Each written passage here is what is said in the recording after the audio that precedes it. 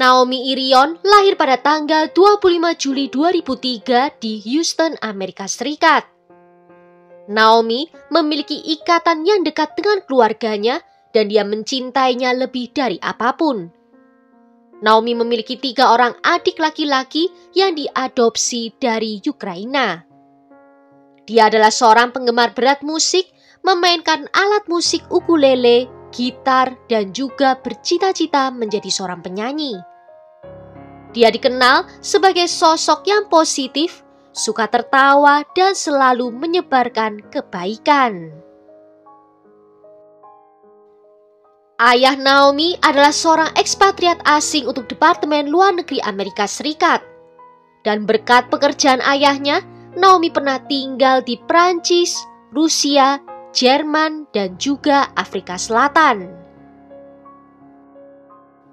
Setelah lulus SMA, Naomi membuat keputusan untuk meninggalkan keluarganya di Afrika Selatan dan pindah ke Amerika Serikat, di Nevada tepatnya. Dia lalu mendapatkan pekerjaan di Panasonic di Departemen Manufaktur Baterai di daerah Reno. Naomi adalah gadis yang sangat bertanggung jawab untuk usianya yang masih 18 tahun. Dan dia bertekad untuk menabung uang agar dia bisa membeli rumahnya sendiri. Pekerjaan Naomi di Panasonic menyediakan fasilitas transportasi sehingga Naomi tidak perlu menyetir ke dan dari tempat kerjanya. Hal ini karena pabriknya itu berada di lokasi yang terpencil. Bis perusahaan akan menjemputnya dari tempat parkir Walmart di Findlay dan kemudian akan membawanya ke tempat kerja dan juga akan mengantarnya pulang.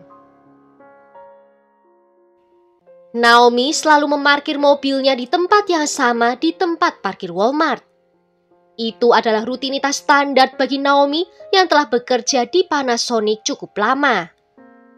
Di tanggal 12 Maret tahun 2022, hari berjalan seperti hari kerja lainnya bagi Naomi. Dia bangun pagi-pagi, lalu mengenakan kemeja perusahaan berwarna biru, sweater abu-abu, sepatu bot berwarna gelap, dan celana olahraga berwarna abu-abu. Dia membawa barang-barangnya, naik ke mobil dan langsung menuju Walmart, tempat dia akan dijemput di sekitar pukul 5 pagi. Rekaman CCTV menangkap Naomi memarkir mobilnya dan dia juga terlihat di dalam pom bensin mengambil beberapa makanan ringan untuk dirinya sendiri. Setelah itu, Naomi naik kembali ke mobilnya dan aktivitas ponsel menunjukkan bahwa dia menggunakan Snapchat dari pukul 5:09 hingga pukul 5:23. Beberapa menit kemudian, seorang saksi melihat mobil Naomi keluar dari tempat parkir.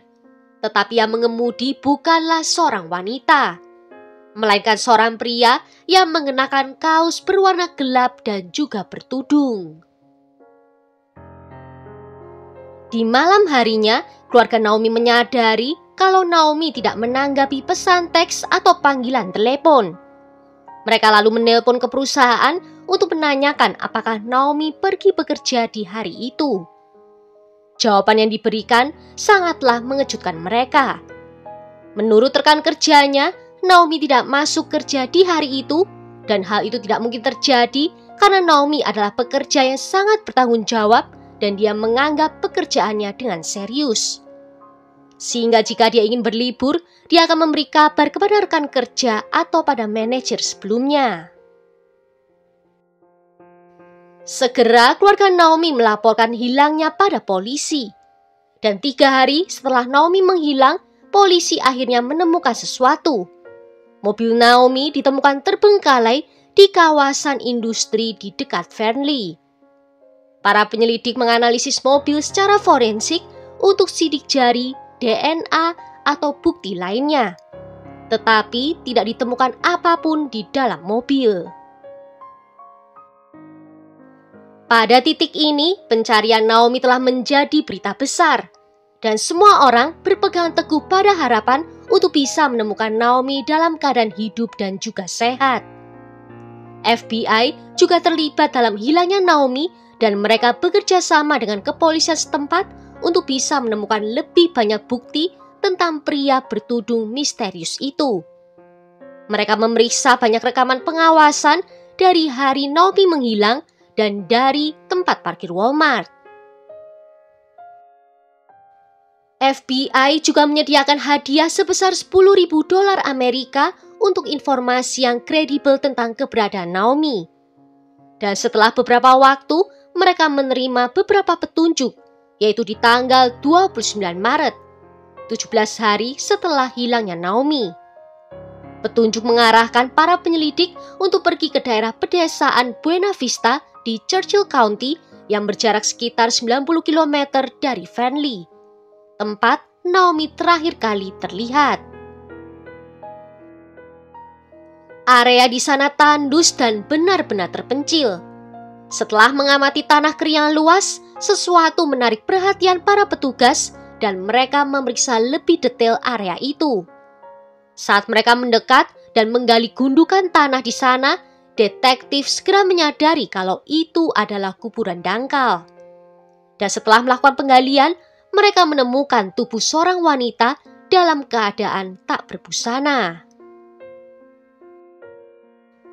Jenazah itu kemudian diidentifikasi sebagai Naomi Irion. Dia secara tragis kehilangan nyawanya karena 2 tembakan fatal, 1 di kepala dan 1 di dadanya. Diduga Naomi telah menjadi sasaran kekerasan fisik yang sangat mengerikan. Jenazahnya segera dibawa untuk diotopsi. Sementara itu keluarganya diberitahu tentang berita buruk ini yang sangat menghancurkan hati mereka. Casey, saudara laki-laki dari Naomi yang tinggal bersamanya di Fernley, mengungkapkan kesedihannya dengan menyatakan ketidakpercayaannya. Orang tua Naomi juga terpukul oleh berita tragis dan mengerikan ini. Dan mereka bertekad mereka harus membuat pelaku membayar atas tindakannya. Detektif dan FBI telah memiliki seorang tersangka yang mungkin berada di balik peristiwa tragis ini. Dalam rekaman CCTV, sesaat sebelum Naomi menghilang, detektif menemukan bahwa Naomi bukanlah satu-satunya orang di tempat parkir Walmart itu. Ada juga orang lain di sana. Rekaman pengawasan menunjukkan seorang pria bertudung berjalan-jalan di sekitar tempat parkir. Pria itu mengenakan kaos bertudung abu-abu, celana panjang gelap, dan sepatu tenis gelap. Di sekitar pukul 5:30 pagi, pria itu terlihat berjalan menuju mobilnya Naomi. Dia terlihat berdiri di dekat pintu pengemudi sebentar sebelum dia dengan santai membuka pintu itu dan masuk ke kursi pengemudi. Naomi terlihat berpindah ke kursi penumpang sambil membeku ketakutan. Dan tak lama, mobil melaju keluar dari tempat parkir. Pria itu menurut banyak saksi mata berkepala botak dan berjanggut dan dia mengendarai mobil truk Chevrolet Silverado berwarna gelap. Menurut FBI, tersangka adalah seorang berusia awal 30-an hingga 40-an dan dia tinggal di dekat area itu juga. Dan polisi tidak butuh waktu lama untuk bisa menemukan siapakah pria itu. Pria itu bernama Troy Driver yang memiliki sejarah kejahatan kekerasan. Dia telah cukup banyak terlibat dalam kejahatan sepanjang hidupnya sejak dia masih sangat muda. Ketika dia baru berusia 12 tahun, Troy dijatuhi hukuman pelayanan masyarakat karena kekejamannya terhadap hewan. Tidak lama setelah itu, pada tahun 1994, Troy yang berusia 14 tahun kembali berurusan dengan hukum. Dan kali ini, karena pembobolan perumahan, mencuri senjata api, dan membobol toko. Dia pun dijatuhi hukuman masa percobaan formal atas pelanggarannya.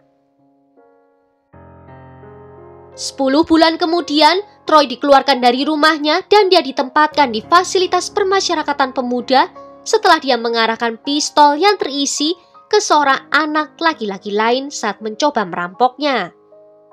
Ketika petugas menanyainya mengapa dia melakukan hal itu, Troy menjawab karena lebih mudah merampok seseorang daripada harus bekerja untuk menghasilkan uang. Bulan April tahun 1997 menjadi titik balik dalam kehidupan Troy saat dia meningkat dari pencurian uang dan perampokan bersenjata menjadi kaki tangan dalam pembunuhan. Dia dijatuhi hukuman 15 tahun penjara karena membunuh seorang remaja dengan senjata api, lalu membuang jenazahnya di sepanjang jalan dan membakar mobil korban untuk menghilangkan barang bukti. Setelah menjalani hukumannya, dia dibebaskan dari penjara di tahun 2012, namun di bawah pengawasan pembebasan bersyarat. Tetapi, 2 tahun kemudian di tahun 2014, dia dibebaskan dari pengawasan pembebasan bersyarat karena dianggap tidak lagi berbahaya bagi masyarakat. Dan Troy membuktikan klaim itu salah karena pada bulan Maret 2022, dia memutuskan untuk bertindak atas kecenderungan kekerasannya lagi. Troy adalah seorang operator ekskavator di pertambangan dan dia tinggal bersama pacarnya. Menurut pacar Troy, dia mengatakan akan pergi berkemah di tanggal 11 dan 12 Maret. Pacar Troy mengungkapkan kepada polisi bahwa Troy memiliki ketertarikan yang tidak sehat dengan pembunuhan berantai. Dia sering membaca buku dan mendengarkan podcast tentang hal itu.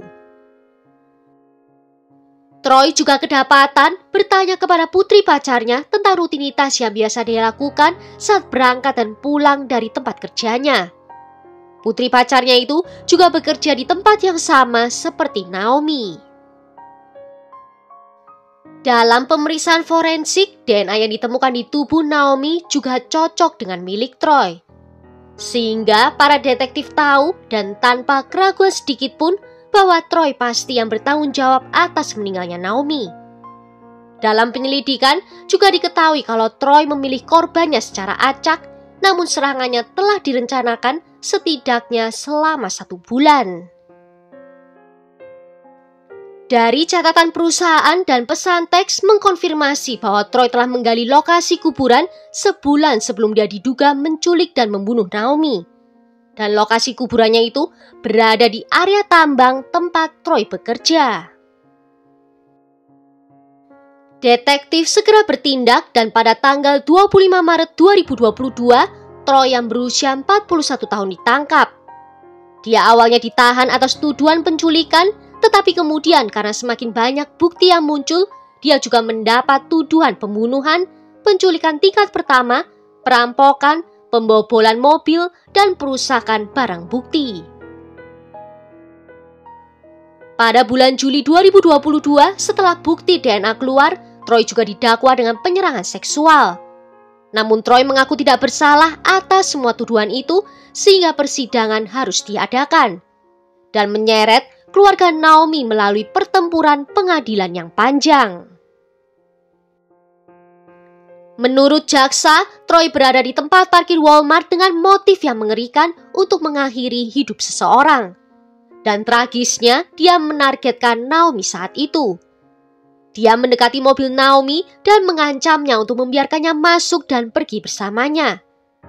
Diyakini bahwa dia membawa Naomi ke lokasi terpencil, memanfaatkannya dan kemudian mengakhiri hidupnya dengan senjata api. Kemudian dia mengubur Naomi, meninggalkan mobilnya dan membuang ponselnya.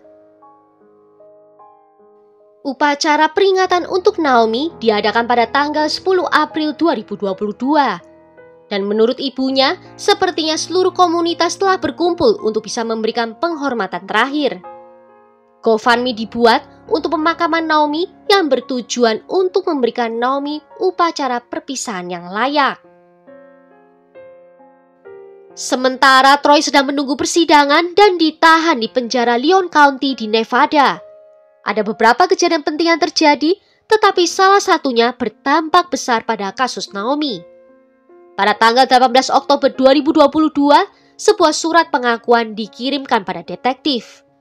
Isi surat itu tidak pernah dipublikasikan, namun inti dari isinya adalah Troy merasa hancur karena rasa bersalahnya. 2 hari kemudian, sesuatu yang signifikan terjadi. Troy mencoba mengambil jalan keluar dan tidak ingin menghadapi hukuman atas tindakannya. Pada tanggal 20 Agustus 2022, dia mencoba mengakhiri hidupnya, tetapi tidak berhasil. Dengan evaluasi psikiatris, dia dianggap stabil dan layak untuk diadili. Troy juga menyangkal memiliki pikiran untuk mengakhiri hidupnya sendiri. Namun di tanggal 7 Maret 2023, Troy mencoba mengakhiri hidupnya sekali lagi. Kali ini dengan melukai dirinya sendiri. Tetapi dia lagi-lagi tidak berhasil. Selama ini dia telah ditahan di dalam isolasi dan dia menyuarakan rasa jijiknya kepada seorang sipir penjara tentang sel isolasi yang membuatnya frustasi. Pada bulan Juni 2023, dia dikeluarkan dari sel isolasi dan dikirim kembali ke penjara keamanan maksimum. Pada tanggal 6 Agustus 2023, Troy masih menjalankan rutinitasnya seperti biasa. Menurut deputi yang bertugas memeriksa setiap jamnya, Troy juga tampak tenang. Namun di sekitar pukul 6:30 malam dalam pemeriksaan berikutnya, Troy ditemukan sudah tak bernyawa di dalam selnya. Dan penyebab kematiannya dianggap sebagai asfiksia. Kenyataan ini menghantam keluarga Naomi dan menghancurkan mereka. Troy tidak hanya telah merenggut nyawa putri mereka, tetapi sekarang dia tidak akan bisa menghadapi hukuman atas tindakannya. Konferensi pers setelah kematian Troy diadakan di mana sheriff menyampaikan belasungkawa terdalamnya kepada keluarga Naomi. Dia juga melanjutkan bahwa dia yakin Troy lah pelakunya dengan semua bukti yang memberatkannya. Sheriff juga menyatakan Troy adalah seorang pengecut yang tidak mau menghadapi konsekuensi atas tindakannya sendiri. Well, sampai di sini dulu kisah ini. Tulis ya pendapat kalian tentang kasus ini di kolom komentar. Jika ada yang mau request kasus, juga bisa menuliskannya di bawah. Akhir kata terima kasih karena sudah nonton video ini sampai akhir. Sampai jumpa di video berikutnya. Ciao!